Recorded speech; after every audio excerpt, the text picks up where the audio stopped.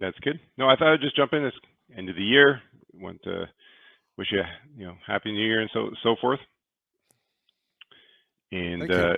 the other thing was just to basically remind that, we got a message this week, first time ever. I mean, we get weekly messages with our brokerage and updates and so forth. And one of the things that was interesting is the three things that they brought up was one was, they're calling that sometime 2023, this beginning might be uncertain times with the overall economy.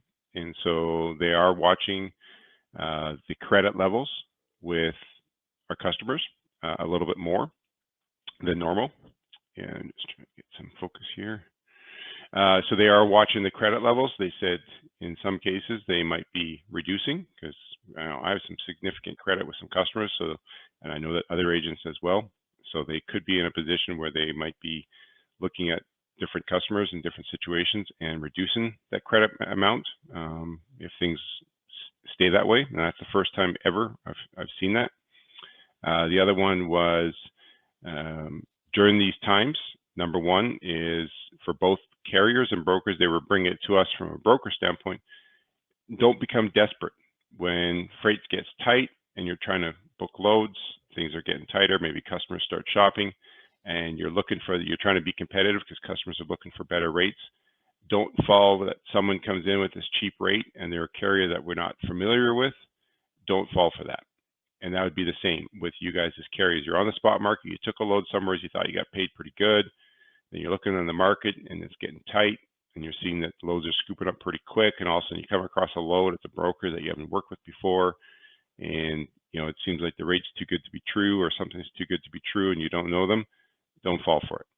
If you've been around this marketplace for a minute, do your due diligence. And Absolutely. like I have a sub agent, as you know now, and I just came across that exact situation. Sub agent calls me up. He's looking at the market, and he has this load where the customer, they bid it out to multiple people, and he's new to the game, obviously. So he comes across this carrier and he's talking about it, and this carrier had the best rate option. And I started looking at the carrier. Okay, it's not that they're being new is not terrible, but I had some spidey senses go up, and I started looking at their social profiles and other things that just kind of told me something's funny about them. And they did have a website, but you had to key it in directly. Like if I just typed the carrier's name in, it wasn't found. And when I did find the website, it had a bunch of stock pictures, which a lot of websites do. But what the red flag was the majority of the stock pictures were European trucks, which we don't carry here. Right. The other red flag was under the contact us, their company address was not listed. Like even if they work from home as a carrier, your home office is your home, they didn't list that. And that's a concern to me. When if you have a company website and you don't list your head office, that's a concern. So just do your diligence. And if you have to, call on networks, find the ways, and I know some people have different views of Carrier 411. Everyone's got different views of, DAT review boards and so forth. But do your diligence to see whatever you can do to weed out. I have a couple forums, in fact, I use that have been very helpful for me over the years. So just as the next quarter comes into play, when you're working, if there's new brokers you're seeing, just really take a moment to question. Now, if your factoring company is going to factor them, that's good enough backing right there. But if you're not using factoring and you're putting them, you're holding the money yourself and waiting the 30 days, do some checks. And there's lots of ways to check, but just be diligent, both broker side and carrier side, when things get tight in that side of it. So in there, and then the third thing is this is the time to double down, right? If things are going to be slow or tight, or rates aren't where we think they should be, instead of saying, well, I'm going to sit back and wait for the rates to go, no, this is the time you double down. There's no who cares about New Year's resolutions? Those last a minute. If you want to make a change, you start today. You make the small changes now. And that includes, if things are slower, then use that time to review your business. What was a pain for you last year? Was it your IFTA took too long? Was it your books took too long? What can you do to change that? What new skills do you need to learn to make things better? What technologies are you not using or that you are currently using that they might be better? Like, if you're not using any software of an accounting style, like you're just putting your stuff in a shoebox or you're doing it pen to paper, if it's working for you and you have a great system, fine, stick with it. But, if you're using, whatever software you're using, but if you're not, this is the time, whether it's you wanted to get yourself onto, you're going to build your own Excel web sheet, that's fine. There's no problems with it. Absolutely nothing wrong with it. But start January 1st, because then you get your books going. So, you're down to 48 hours here to make a decision that if you, depending on what you're doing, or if you have a system, some antiquated accounting software that was desktop based, I suggest, highly encourage, go on, Sage Accounting, QuickBooks, there's other ones out there. Use their free versions. Jump onto it today. Don't wait. Do the search, jump on for the free version and play around. Then all you have to do is go on YouTube. All these companies have how-to videos. Take a look at the interface. What one makes sense? Because this way you can start January 1st with your new books. You can have your old stuff and finish up last year's taxes the way you normally do it. But effective January 1st, all your new expenses, all your new income are going to get rolled into the new tax software, right? And even if you use an accountant, it can be super helpful to have an accounting software, because some of your accountants will say, yeah, if you have QuickBooks, the QuickBooks feature has it that you can share that with your accountant. So you've entered stuff, and it's actually, and then the last key I could say about accounting software, I'm not an expert by no means. There's many other people on this forum and your network that may or may not be here that have a lot more knowledge around the books, but I can say from my experience, whatever you're classified as a business, whether you're a sole proprietor, incorporated, limited liability, doesn't matter. Whatever your category is, if you've relied on an accountant or a bookkeeper, that's fine, no problems. But just take an old tax form.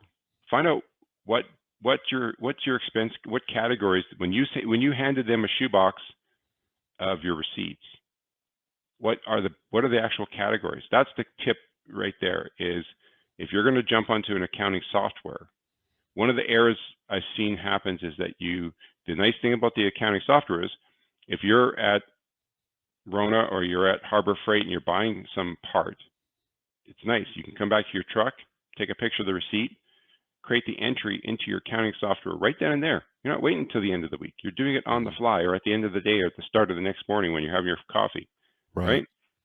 So, but the key is you'll think, oh, okay, this is this kind of expense. And then all of a sudden, at the end of the year, you'll see, oh, well, I've got like 3 of these really similar expenses, but they're actually only one. But because you kept keying them in, you would add this expense and add a manual version of it, and you just slightly worded it differently. No, the key is if you're going to an accounting software, take a minute, look back to your previous tax books, whatever your business type you're registered as, know your ledger. So if you look on your tax and it's a code, there's a code for office expenses. What constitutes office expenses? What constitutes, where does when you purchase windshield washer fluid versus purchasing like like I know in Canada, when you subscribe to software, I have a certain category for that, right? If you have to know get to know your tax, use this opportunity. You don't have to be a tax expert, but study it a little bit. Just get to know, familiarize yourself with where things should go. So once you set that ledger and get your accounting, you pay your accountant to help you do that. Set up the ledger in your accounting software, because this way once you set your ledger, you should never manually add another category unless it's a new expense that you've never ever had and you found out that, yeah, okay, now I need to do it. But 9 times out of the 10, you're going to just keep the same basic structure and you're only adding those expenses there. And then you can, like I said, the odd time you may need to change that. So, but take a look. That's just one simple step that you double down on. Our business, like you mentioned about your safety stuff. What's if your logbooks or your ELD software and so forth. But really focusing and double down and honing skills that's going to help you launch your business in 2023, and that even includes your social media presence. As far as if someone searches your company If you can't find yourself on the internet, that's another trigger that you should do something, because it's pretty cheap to create just a simple one-page website, has your name and number with the services, the areas that you service, the type of equipment you run, so that when people are looking at, see you on a load board, and then they search your MC number, they might come across you on some other sites, but when you have a bit of a presence, a website that actually matches all the information that they see, that's a good start. But if you have a crappy website that looks suspicious, well, then people won't be interested to work with you. Good words, my friend.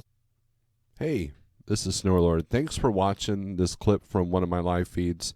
If you don't mind, hit the thumbs up, subscribe, and we try to go live, and we try to do some recorded videos. And hit the thumbs up, and it helps the algorithms. It helps the YouTube, Google gods. So thanks for watching.